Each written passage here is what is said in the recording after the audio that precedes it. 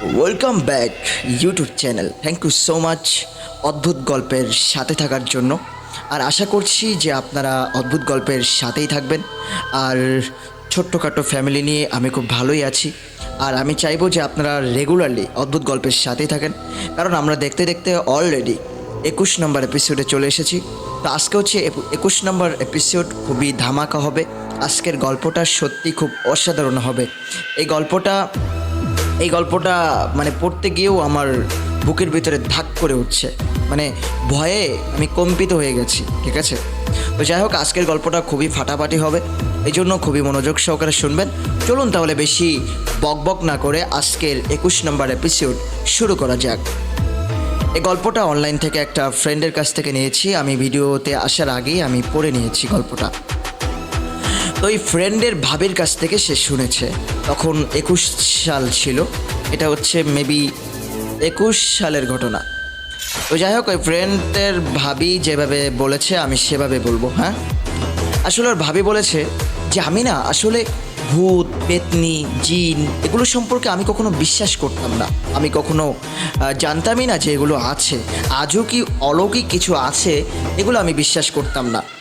তো যাই হোক, আমার লাইফে যদি এরকমটা না ঘটতো আমি সত্যি বিশ্বাস করতাম না, কিন্তু আগে করতাম না, কিন্তু এখন আমি বিশ্বাস করি। এই যে আমার লাইফে একটা বড় ধরনের একটা কাহিনী ঘটে গেছে, এই জন্য আমি বিশ্বাস করি। তো যাই হোক, ওই ভাবি তার শ্বশুর বাড়ি ছিল মিরপুরে।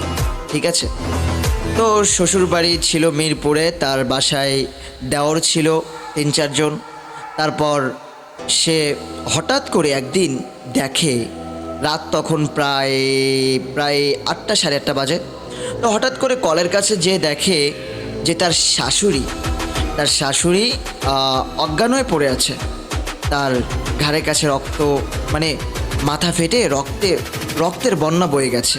ঠিক আছে, তো এই অবস্থা দেখে সবাই তাকে পাজা করে নিয়ে হাসপাতালে নিয়ে গেল, তাকে চিকিৎসা করানো হলো। কিন্তু এত চিকিৎসা করার পরও সবাই ব্যর্থতা হয়ে যায়, তাকে আর বাঁচানো গেল না, সে মারা যায়। তো এইটা দেখে ভাবির কেমন একটা গায়ের ভিতরে কেমন একটা কম্পিত হচ্ছে। ঠিক আছে, মানে ভয় লাগছে। তো তারপর থেকে ভাবি হঠাৎ করে পরের দিন ঠিক 9টা 9:30 দিকে কলে গিয়েছিল হাত পা ধুতে কিংবা ফ্রেশ হতে, ঘুমানোর জন্য। দেখবেন মানুষজন ঘুমানোর আগে অনেকে আছে যে ফ্রেশ হয়, তো ঠিকই ভাবিও ফ্রেশ হওয়ার জন্য কলে গিয়েছিল। তো কলেজে দেখে যে একটা অদ্ভুত বিষয়, যে সেদিন আবার মাছ এনেছিল। ঠিক আছে, তো দেখে যে বড় একটা মাছ কে যেন ওইদিকে ফিরে করতেছে। হ্যাঁ, কে যেন ওইদিকে ফিরে, বড় বড় চুল, ওইদিকে ফিরে মাছ করতেছে। এখন আরও একটা অদ্ভুত বিষয়, তার যে শাশুড়ি মারা গিয়েছে, দেখে সেই শাশুড়ি মাছ করতেছে। ঠিক আছে, তো আবার ওই শাশুড়ি গুনগুন করে বলতেছে যে আমার জন্য মাছের ঝোলটা আজকে কমায় দিস বৌমা। এরকমভাবে যখন বলল, যখনই এই দৃশ্য দেখলো, তখন আমার ভাবি মানে বেহুশ হয়ে জমিনে পড়ে গেছে। তো জমিনে পড়ে যাওয়ার পর সবাই তাকে ধরলো, সবাই যেয়ে দেখে সেখানে কিছু নাই। তো ভাবিকে মাথায় পানি টানি দিয়ে হুঁশে আনলো, হুঁশে এনে বললো কি হয়েছে। বলে যে আমি এরকম কাহিনী দেখেছি।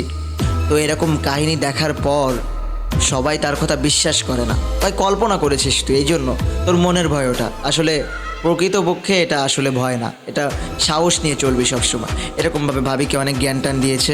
তবে ভাবি তো দেখেছে, আর কেউ তো দেখে না। মানে মাঝে মাঝে আমাদের লাইফে এমন কোনো ঘটনা ঘটে যায় যেটা আসলে প্রকাশ করা যায় না।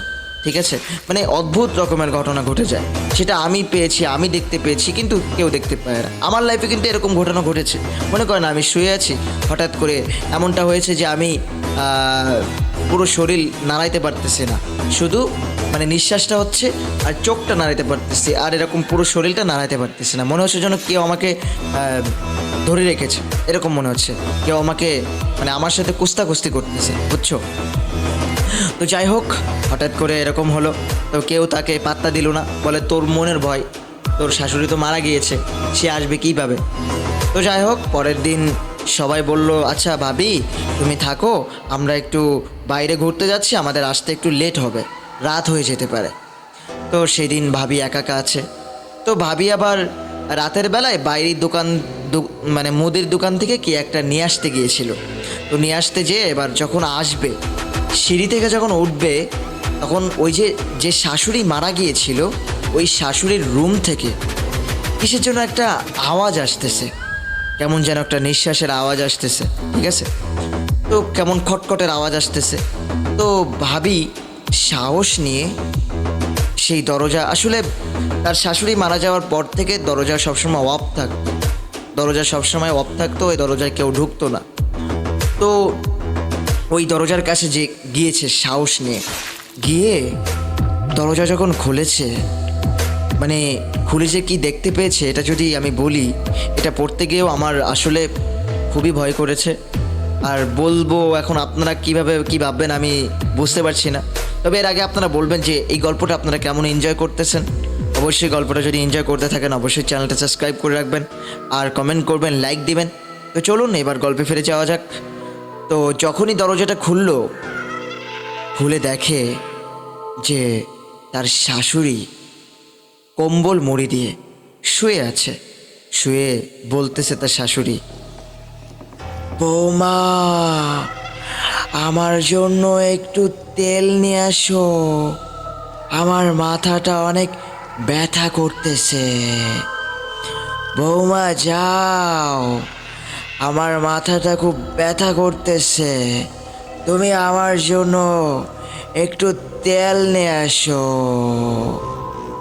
এই যখন বলল, তখন ভাবি এই দৃশ্য দেখে অজ্ঞান হয়ে পড়ে যায়। তো যখন অজ্ঞান হয়ে পড়ে যায় তখন কিছুক্ষণ পর সবাই চলে আসে, তাকে পানি টানি দিয়ে হুশ করার পর তারপর কবিরাজ ডেকে আনে, বিভিন্ন তান্ত্রিক ডেকে এনে তারপর তারা কিছু একটা পড়ে দেয়। তারপর থেকে আর সমস্যা হয় না ওই বাড়ি, তারপর থেকে সমস্যার সমাধান হয়ে যায়। তো ভাবি বলতেছিল যে আমি সত্যি এরকমভাবে কিছু বিশ্বাস করতাম না, যদি আমার লাইফে এরকম ঘটনা না ঘটতো তাহলে আমি আজও হয়তো বিশ্বাস করতাম না। ঠিক আছে, তো এটাই ছিল আজকের এপিসোড।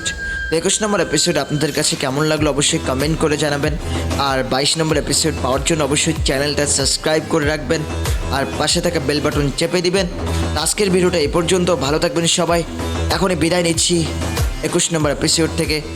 ভালো থাকবেন সবাই, বাই বাই।